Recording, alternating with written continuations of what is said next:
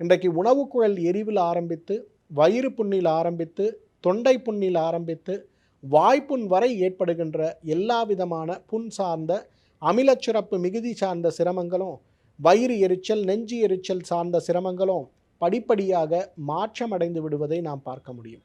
அந்த வகையில் முதல்ல நமக்கு உதவி செய்யக்கூடிய அருமருந்து எதுனா கிராம்பு தேநீர்னு சொல்லுவோம்.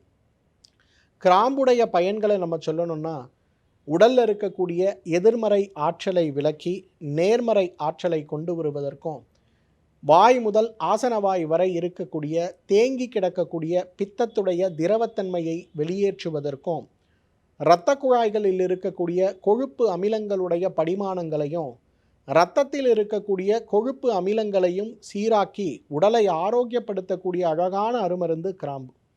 ஒரு 2 கிராம்பு எடுத்து ஒரு 300 மில்லி தண்ணீரில் போட்டு, அந்த தண்ணீரை 100 மில்லி ஆகின்ற வரையிலும் மெதுவான நெருப்பில் வைத்து கொதிக்க வைத்து சாறு முழுவதும் இறக்கப்பட்டு எடுக்கக்கூடிய இந்த கிராம்பு தேநீரில் சர்க்கரை நோய் அற்றவர்கள் சிறிது தேனோ, சர்க்கரை நோய் உள்ளவர்கள் எதுவும் சேர்க்காமலும் காலை ஒரு வேளை மாலை ஒரு வேளை சாப்பிடும்போது வயிற்றில் இருக்கக்கூடிய பித்தத்தில் மிக முக்கியமான பித்தமாக இருக்கக்கூடிய பாச்சக பித்தத்தை முழுமையாக அது சீராக்கிறதுனால அமிலம் சுரக்கின்ற வயிறு சார்ந்த உறுப்புகளுடைய சீராக்கம், ஈரல் சுரக்கக்கூடிய அமிலங்கள் சார்ந்த மாற்றங்கள், பித்தப்பை சுரக்கக்கூடிய அமிலங்கள் சார்ந்த மாற்றங்களை சீராக்கிறதுனால உடலுடைய ஆரோக்கியம் மேம்படுவது மட்டுமல்ல, ஜீரண மண்டல நோய்களில் ஒரு பெரிய மாற்றம் ஏற்படுவதை பார்க்க முடியும்.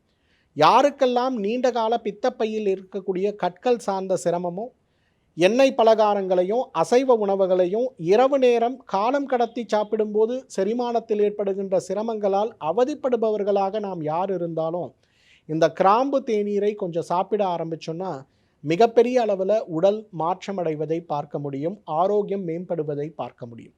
வயிறு சார்ந்த உபாதைகளுக்காக என்ன வகையான மருத்துவ சிகிச்சையில் நீங்கள் இருந்தாலும் கூட இந்த தேநீர் உங்களுடைய ஆரோக்கியத்திற்கு உதவி செய்யக்கூடிய ஒரு இணை துணை மருந்தாக நிச்சயமாக இருக்கும்.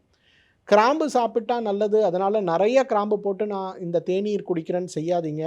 ஒரு நாளைக்கே நமக்கு 2 அல்லது 4 கிராம்புகளுக்கு மேல் தேவையில்லைங்கிறதுனால காலை தேநீருக்கு 2 கிராம்பும் மாலை தேநீருக்கு 2 கிராம்பும் மட்டும் பயன்படுத்த முடியுமான்னு பாருங்கள்.